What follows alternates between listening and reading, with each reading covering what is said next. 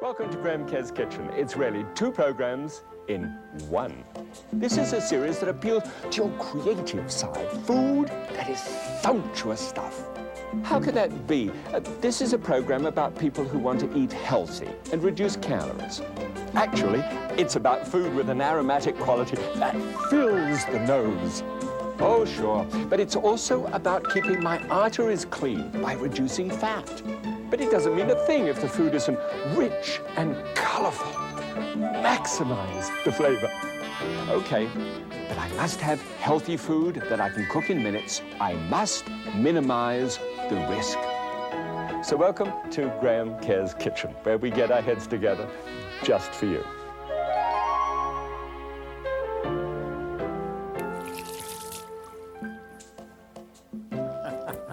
Well, welcome back once again. This program today is really about stocks and broths and things like that.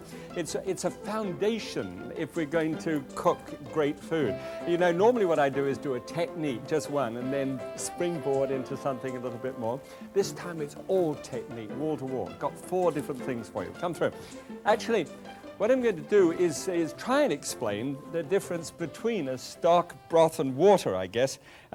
I found out that when you take the fat out of something and the salt out of something and the sugar out of something, it can be horridly bland, and it really needs all the aroma, color, and texture you can master to get into that. And one of the ways of doing that is to look at whether water will do it. Well, when water has got, you know, this fat fellow in here, and he's got his hands out either side bracing and doesn't want to sort of leave it for a moment, it works. You can actually put water into a dish and the fat will carry the flavor. But when we've actually gone to the process of banning fat from the thing, you do need to have this remarkable substance called a stock or a broth. Now, the big A is what I want to try and make the point. It's got to be aromatic.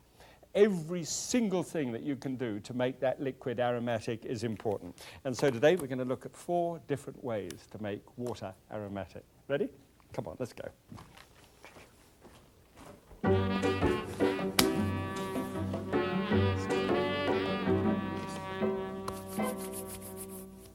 Great. Well, now, as you see, I've got pots everywhere, and it'd be good fun, this one.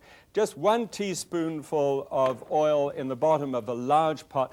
I don't know what kind of large pot you've got, but you need to have a large pot, something which is going to hold about 12 pints at least in order to be able to make a decent stock. All right. Now, into this, in all stocks that I do have got onions in them. Onions are a fantastic thing to add. And for once, you don't have to fiddle around with the onion. All you've got to do is just hack it up so that there are sort of large pieces. But this is an important part. In everything that you do with this whole process of producing aroma, is there are natural volatile oils in the onion, and that, you know, oil is there, the little bit of sesame in it as well, with olive oil. And now the air is coming up, and it's filled with aroma. You've got to fry it first, and the ingredients have, well, I'm sorry, I shouldn't say got to, but, you know, I feel that you really should. The ingredients should be not tired old pieces of celery, but everything should be fresh and wonderful. It's not, you know, a stop-off point on the way to the garbage, a stock. In this, you need everything as good as it can be. Because it really, when you think about it, it's going to get underneath the flavor of other things, and you want to give the other food, which is very expensive, usually all the help that it can get. Good, so that's frying away nicely there. Now, there are, in order to help the aromatic side of it, there are always things like bay leaves. This is bay leaf from the laurel bush, and Laurus nobilis. And this is here some couple of sprigs of fresh thyme. Could use dried thyme. It happens to be one of the herbs that go well when it's dried. Parsley, I prefer fresh, and it's usually available all year round. And then a few black peppercorns and a couple of cloves. Those cloves, you'd probably think, gosh, they're not going to go any distance at all. But they really do. They're wonderful things. They get a wonderful aroma going. You don't have to put it in a mesh ball or anything else like that. Just chuck it straight in. Because, after all, everything's going to be strained off and thrown out anyway. Okay. So there it is, all jumbled around. It doesn't take a long time, by the way, this sort of thing. It just seems to be because it takes, you know, the couple of hours, all right? Now, this is an 8-cup container, right? This is what we call the latte container for Seattle. This is about the standard that most people are involved in. Okay, now, just put that in onto the top. And now you've got to decide for yourself what kind of basic flavor you're going to have, right?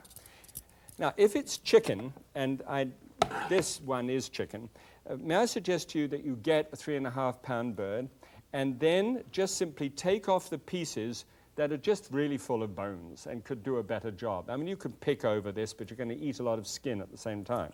So take that off and take the, you know, the whole back and the ribs and the breastbone area until you're left just with the primary cuts.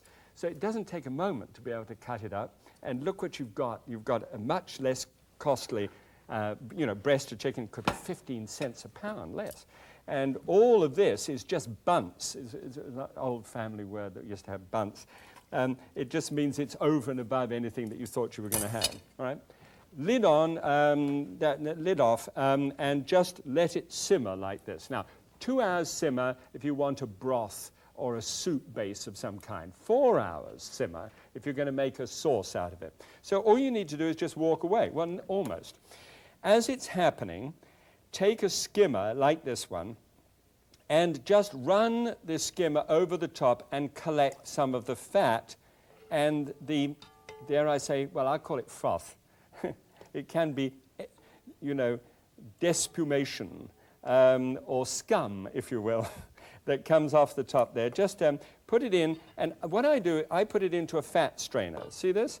The fat comes to the top, and all the debris kind of falls to the bottom, and you've got clear stock in between. I'll show you how you fix that in just a moment. But that's what I do all the time. Just keep on walking past it. It doesn't matter. It's out of sight, out of mind. It only took 5 minutes to start the thing going. All right. Good. Now, here's another type of stock. If you want, say if you're doing some beans or some brown rice or something like that, you know how turgid those things can be when they've been, you know, no real flavor to it. It's just water in brown rice. Have you ever had that? And if you like it, I'm sorry. I didn't mean to cast any aspersions about it. Put it into some cold water, bring it up to the boil in the saucepan, and then go back to this again. I do that just to blanch the outside of the thing, because I really don't know what it's been. And when it's been in a heavy smoke, it could be all kinds of stuff on the outside. Anyway, put that back into the pot, and come on, thank you. And just run enough water over the top of it. It's about 5 or 6 pints of water normally. Should just about cover it. And check the manufacturer's handbook if you're going to be using a pressure cooker like this one. And this is a pressure cooker idea. By the way, if you want to use beef bones, okay, now beef bones are put in the oven about 350 degrees Fahrenheit for an hour. And I just opened it up and got it all in place. And see how beautifully brown they are? Now, that gives you color as well as a great flavor, all right? And also the fat just comes falling out of it. All right, then a couple of bay leaves, all right, on top of that, and 3 cloves, just a couple of cloves up on the other ones. It's amazing how much that does in terms of real flavor. Then always check manufacturing, you know, always check this thing. Ah, I can see you. This is a hole through here, and you've got to make sure that a hole in a pressure cooker is open before you start. That's the main thing. It doesn't matter how modern the device is, that has got to happen if you're going to be safe with it. Put the little lid on, build the heat up. When it starts to sizzle, you know, like this, then's the time to turn the heat down a little bit and just keep it going for 30 minutes. Now, surely, I mean, you know, 4 hours here, 30 minutes here, and then you just pull it to the side of the stove and just let it go down naturally. It takes about 20 minutes or so. And even when you press the pressure release valve, there's nothing left in it, so you can just very carefully remove the bottom thing and open it up. And then take out the piece. Now, this has then just had the 1 hour and the cool down period. Now, when you look at this, let me shove it on there. and show you this together. When you actually cut the skin off here and open it up, you've got all of this meat in between, and that piece of bone, and of course the debris, and the skin which came off on the outside. That's what it looks like. So I chopped that up and put that as a seasoning in beans and things of that nature, and I've got this stock all ready and beautifully done. All I need to do with that stock, is just pour it through some muslin into a bowl like that, and whatever debris I've got is just strained out of it, and it's done. Now, I mean, genuinely, if you put beef bones in there, and they're brown, you get this lovely amber-colored sauce out of it too. Okay, so that goes over there, and then I always pour that into a fat strainer. Now, when it pours into a fat strainer, then if there's any fat at all that's still on it, on the top, I'm going to be able to get rid of that because it's going to rise to the surface. In exactly the same way as I handled this, as I strained it constantly, and because there's a lot of debris when you strain constantly, it's a good idea to always put it through a sieve on the way. Come on, I'm trying to do this too quickly. Sometimes you get a bit of debris at the bottom there, and just change it slowly. And there we go. That's right, it's flowing nicely now. So just a little bit gets stuck in the bottom. Do you see the idea? That is coming through the bottom of that fat strainer so that the fat flows to the top and you get the clear stock in between. The idea is to be able to drop fat out, you know, might as well do it. And I'll pour it in there because I want to get this into the same size pot as the other one. Good, okay, so that's a fair and reasonable idea. Doesn't take long, you see. And the big thing here is aroma. Of course, I put it in there. There we go. I know I got the fat out from that first one. So let's check the aroma. Let's come over here and then just show you just exactly why I think this is such a good idea. Thank you, Jeeves and Jeeves. There you are. Look. Marvelous. All right. Now, the big thing, remember the capital A thing for aroma? I can smell that chicken. There's nothing that gets in the way. Try that sometimes. Sorry. Try that sometimes and compare it with a can of chicken broth. Now, I've got nothing against that. I mean, I use it from time to time myself as well. But try it side by side. It's a most remarkable change. And you can feel all those little seasonings that I added, including the cloves. You can feel them coming through, and you can say, yes, it's worth it. Right? Now, golly, I'm sorry to wax so enthusiastic about that. That is so good. It's got a smoky kind of taste to it. You know, when you're cutting down on bacon and that sort of thing, this goes straight the way through the whole dish, and it's wonderful. It's very good from that kind of food point of view. Okay, all right. Now, what I'd like to do is just go from this and look at two really unusual kind of stocks. These are fairly standard. These I call the standard. The next ones are unusual. Seafood one on the one hand, and the other one is really terrific. It's a vegetable broth, which I'm going to cook some ravioli in and show you how that works at the end. Okay? Let's keep going.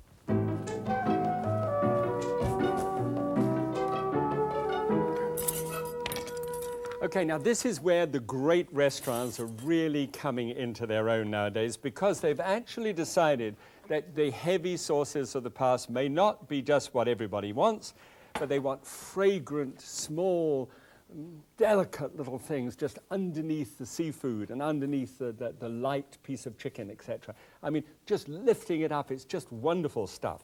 Beautiful food. All right, so a little bit of oil with just that signature of toasted sesame in there too. And I've got a lot to do, so just take half an onion and chuck it in, and then about a cupful of celery, all right? And just put those two little items in the top of that. Now, just get those started, because it doesn't matter what you do when it comes to stocks and broths. It's a great moment to break that volatile oil out first of all. Remember, the big A is what we're after. All right, now, sometimes there's an aroma which isn't too good. And this could happen if you get fish bones from the fish market. Now you say to the fish market, I want the freshest bones that came out today. And he said, certainly, sir. And he goes around and he brings these out for you. Now they could smell a bit woofy. Now woofy is British for on the nose a little bit, but not such a good idea. And it could get like that in the car somewhere. So what we do is this. Take some freshly ground sea salt. This is what I have in this salt mill. And quite a lot of it, until if you were to put your finger in it and taste it, it would taste like the sea. And then a lot of ice cubes. There were a lot of ice cubes in here in a moment or two. And then this is what I got, some bits of shrimp and everything else, you know, the shrimp shells, etc. Debris, basically. Shouldn't have to cost you anything. I just mentioned this and it'll cost you an arm and a leg. So here, then they come out when this is just fried, this little bit here, just simply take those pieces of fish straight from there, and if you were to smell them, it smells like the sea. It's ozone. It's the most gorgeous smell. And then go hunting for the shrimp shells and everything else, throw those in too. And then place in with this a little parsley. Oh, I'm so sorry, wrong plate, nearly did it. A hunk of parsley, a little piece of bay leaf about here, 2 strands of fresh thyme, not overdoing it. It's all going to be very delicate. And then some dill, just a couple of inches and 2 branches of dill, like that. It has the most great smell. And then 2 little cloves and about a dozen black peppercorns. All right, all in. Toss it all around together. You don't want high heat. You don't want high heat at all. The idea is just to break open those oil, and then you stick about 5 cups of straightforward liquid onto the top. And now, here's the other really neat thing about it. That only takes 25 minutes. Beyond 25 minutes, something bitter seems to creep into the bones, and it doesn't work well at all. So set that for 25 minutes. Now, this one has had 25 minutes, so you can get some idea of what it's like. It hasn't boiled. It's just very gently simmered. Right? Take a piece of muslin, a stainless steel sieve like that, hand sieve, and just gently pour that through into the sieve, just like that. Now, there's a lot of debris in there, but don't worry about it. That's going to have to be thrown out. I use old newspapers that are not going to be recycled. And they can just turn it straight into a newspaper, wrap it up, and sort of put it out. All right. Now, there is the stock. Now, come on, Graham. And pour it into a fat strainer and just leave it there to be able for the oil to come to the surface if there's any fat in there at all and you want to get rid of it. Great. Now the other one. This one is an absolute essential. Teaspoonful of oil again. And this is what the great people are doing nowadays. And thank God for them, because they are doing such fabulous work. Things like leek and carrot and celery and ginger root in an amazing way. This fabulous invention, this ginger, this rhizome. And here, the garlic. Isn't that nice, the way that's all happened? It's just sort of all naked and light. That's what it looks like when you see that thing when it's all wrapped up. And then the onion, of course, and a turnip. Have you seen the turnip? It's a marvelous thing. It's got a slightly sweet taste to it. And these things, all chopped up together, go to make a wonderful stock, totally vegetable stock. So there is the oil in the bottom with just that touch of sesame in there again, which is such a good idea. So that's a cupful of onion.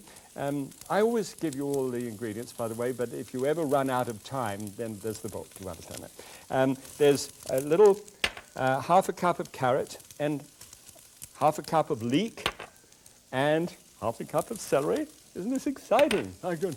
A cup of turnip. All diced up, and it doesn't matter. I use fairly small dice, because the smaller you dice a thing up, the more extraction you're actually going to get from the vegetable during the 30-minute cooking process. So all of those are fried together at the beginning, together with the more pungent vegetables here, which are the garlic cloves, of course, and that's the old bash and chop. Just give it a bash. No need to give it a chop.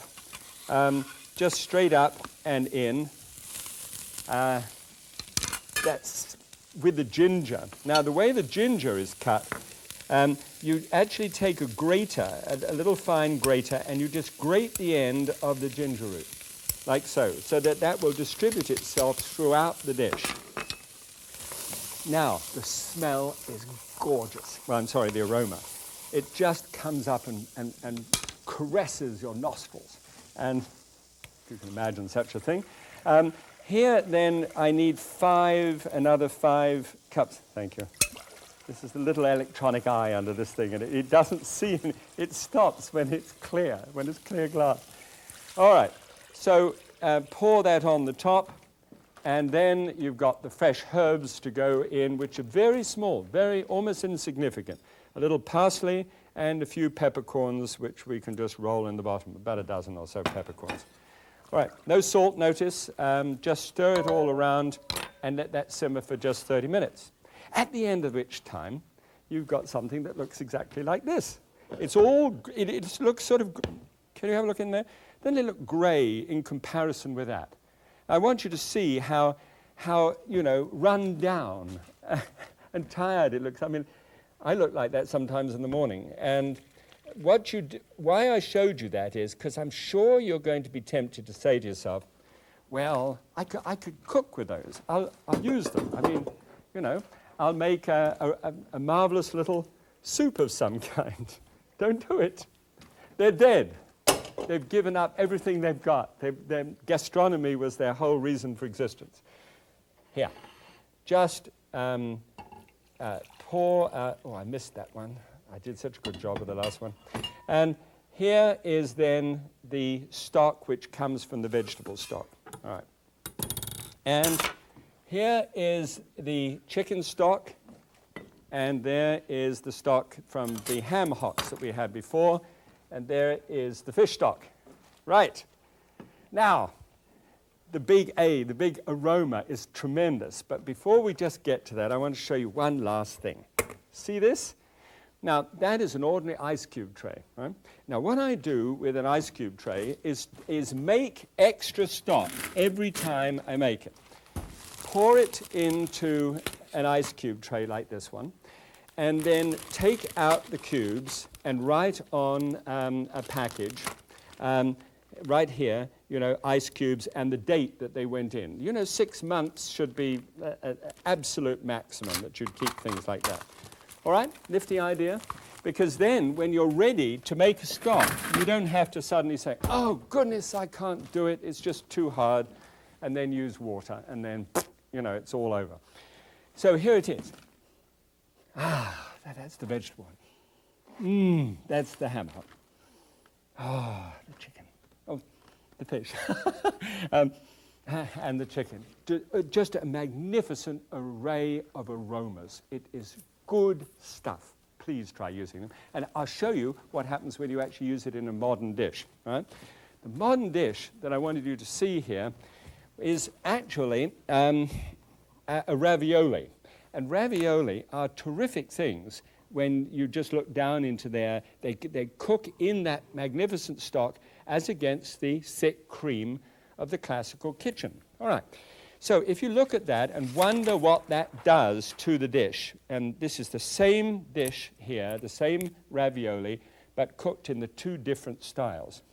488 was the first one. Now you drop down 300 calories. Just that's the difference in the sauce, the same content of the food. 12 grams of fat, so you've under half that. The 17 of saturated fat, 6. So we've got that down to 35% of calories from fat. And of course, you'd have vegetables with this as well, wouldn't you? I mean, you just wouldn't serve that as just a main dish. So when the vegetables get in, that compresses that 35%. Then cholesterol, 164, so that's down to 304. Look, whistle down in the sodium. And the dietary fiber is down to 2. Well, it's up, actually, 2, which is just as well with all that trouble. Okay, so there is the dish. Now, I get a chance to be able to eat this, and I just want to nosh into one of these. Actually, 2 of them, they start together.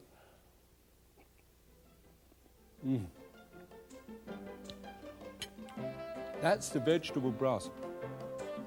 It has that sweetness of the turnip and the fresh herbs in it. It's just a delight. Do please try this. A lot of people are doing great creative stuff like this. Why not you? Okay? See you next time. God bless you.